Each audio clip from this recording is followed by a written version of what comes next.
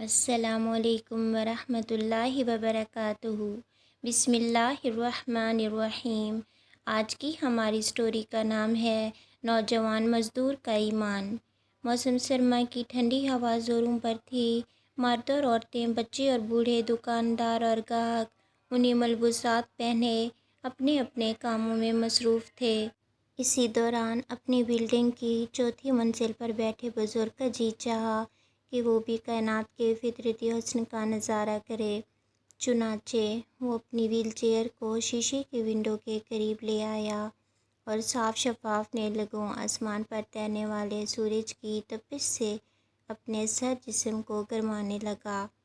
جو ہی کوئی سفید بدلی سورج کے سامنے آتی تو اس کا دل کملا جاتا، اور جب وہ پیچھے ہٹ جاتی تو اس کا دل باغ باغ ہو جاتا اور میرے مولا تیرا لاکھ لاکھ شکر ہے کا ترانہ الاپنے لگتا۔ اسی دوران وہ برق رفتار کاروں اور سواریوں سے بھری ہوئی بسوں اور پر رونق دکانوں کی طرف دیکھنے لگا۔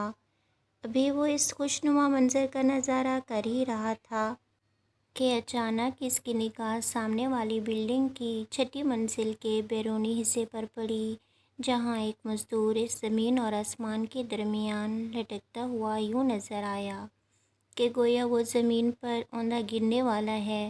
اس نے دیکھا کہ اس بیچارے نے حلال لقمے کے لیے کمند سے اپنی کمر باندھی ہوئی ہے، اور اس سے لٹک کر وہ مزدور 8ویں منزل کے بیرونی حصے کی رگڑائی کر رہا تھا، اور خون منجمد کر دینے والی شدید ٹھنڈی ہوا اس کے جسم سے آر پار ہو رہی ہے۔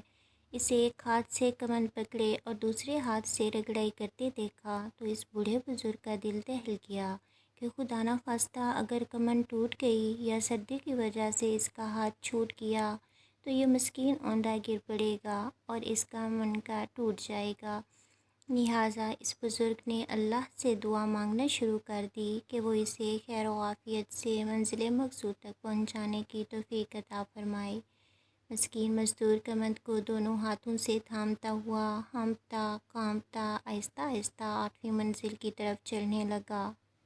اس دوران اس کے ہاتھ سرخ اور سرد ہو رہے تھے اور بدن کانپ رہا تھا۔ اگر رحمت خداوندی اس کا ساتھ نہ دیتی اور اس کے ہاتھ سے کمند چھوٹ یا ٹوٹ جاتی تو اس کا زمین اور آسمان کے درمیان لٹکتا ہوا بدن دھڑام سے زمین پر گر پڑنا تھا۔ بہرحال اللہ نے اسے سلامتی کے ساتھ 8ویں منزل تک پہنچایا، اور پھر وہ نیچے اتر کر اپنی کارکردگی کی عمدگی دیکھنے لگا اور اگلے دن کے کام کا پروگرام بنانے لگا۔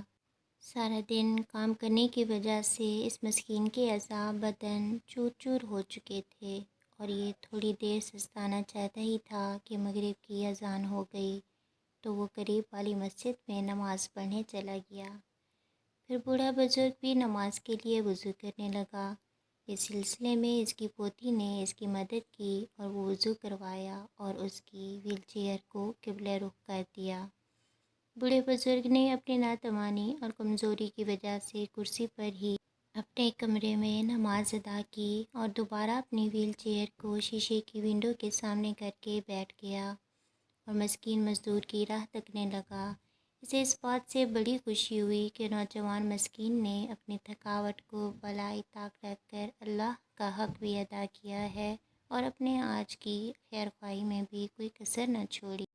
چنانچہ اس نے دیکھا کہ نوجوان مسکین مزدور مسجد سے نکلا اور بلڈنگ کے سامنے بیکار لکڑی کے ٹکڑے اور درختوں کے خشک پتے اور سوکھی گھاس کے تنکے اکٹھے کیے، اسے آگ لگائی تاکہ اسے تاپ کر اپنے کانپتے بدن کو حرارت پہنچا سکے اور اس کے انگاروں سے اپنی ٹھنڈی اور ابتر خوابگاہ کو گرما سکے۔ ابھی وہ بیچارہ آگ سینکنے بیٹھا ہی کہ اس کے سامنے ایک لمبی کار آن کھڑی ہوئی اور اس سے ایک ڈھول نما پیٹ اور گنجے سر والا ساہوکار باہر نکلا، اور وہ حقارت کے ساتھ اس مزدور سے مخاطب ہوا، تو کتنی دیر سے آگ تاپ رہا ہے؟ مجھے یقین ہے کہ تو سارا دن آگ ہی تاپتا رہا ہے اور ذرا برابر کام نہیں کیا۔ مزدور: نہیں جناب، اگر آپ دن کو چکر لگا لیتے اور مجھے کام کرتے دیکھ لیتے تو آپ کو یقین آ جاتا کہ میں نے بہت سارا کام کیا ہے۔ مالک: تم ہمیشہ مجھ سے بحث کرتے ہو اور مجھے بیوقوف بناتے ہو۔ مزدور: نہیں جناب، میں صرف سچ اور حق کی بات کہتا ہوں اور اللہ کے سوا کسی سے نہیں ڈرتا۔ مالک غصے سے چنگھاڑتے ہوئے: آج سے تو کام سے فارغ ہے، آئندہ یہاں کام کرنے نہ آنا، یہاں سے چلا جا اور کسی دوسرے کو بیوقوف بنانا۔ اللہ آپ کو سلامت رکھے، میرا گمان یہ تھا کہ آپ آ کر کام دیکھیں گے اور جو کمی رہ گئی ہے اس کے متعلق ہدایات دیں گے اور مجھ پر ترس کھائیں گے۔ مالک چنگھاڑتے ہوئے: نکل جا یہاں سے، میں دیکھوں گا تجھے میرے علاوہ اور کون مزدوری پر رکھے گا۔ مزدور: اللہ روزی دینے والا ہے اور وہی فراہم کرے گا، بندہ کچھ نہیں دے سکتا۔ یہ کہہ کر اس نے سلگتی آگ چھوڑ دی اور بغیر مزدوری لیے چل پڑا۔ بوڑھے بزرگ نے یہ منظر اپنی آنکھوں سے دیکھا تو اس کے بدن میں حرارت پیدا ہوئی اور وہ اس صورتحال کو برداشت نہ کر سکا۔ اس نے اپنی نوجوان پوتی کو آواز دی: بیٹی ادھر آؤ اور اس نوجوان کو بلاؤ جو سڑک کے کنارے کنارے جا رہا ہے۔ پوتی: دادا جان، میں اسے کیسے بلا سکتی ہوں، وہ تو اجنبی نوجوان۔ بیٹی جلدی کرو ورنہ وہ آنکھوں سے اوجھل ہو جائے گا۔ نوجوان پوتی جلدی سے نیچے اتری اور مسکین مزدور کے پیچھے تیزی سے دوڑتے گئی اور اسے راستے پر جا لیا اور اس سے کہنے لگی: معاف کرنا، میرے دادا آپ سے ملنا چاہتے ہیں، آپ ان کے پاس چلیں۔ نوجوان حیرانی سے: مجھ سے ملنا چاہتے ہیں؟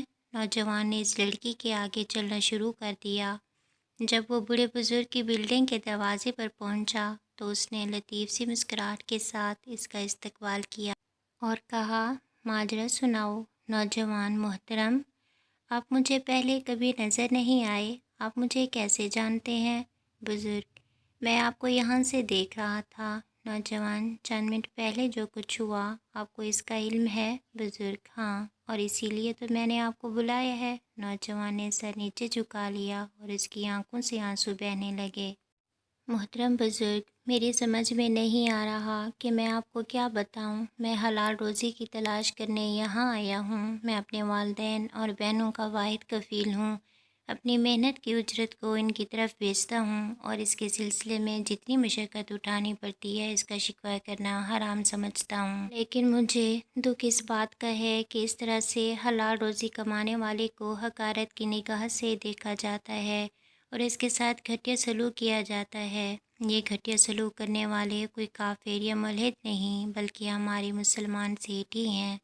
محترم بزرگ، اگر میں حرام طریقے سے روزی کمانا چاہتا تو مجھے وہ سہولیات میسر آ سکتی تھیں۔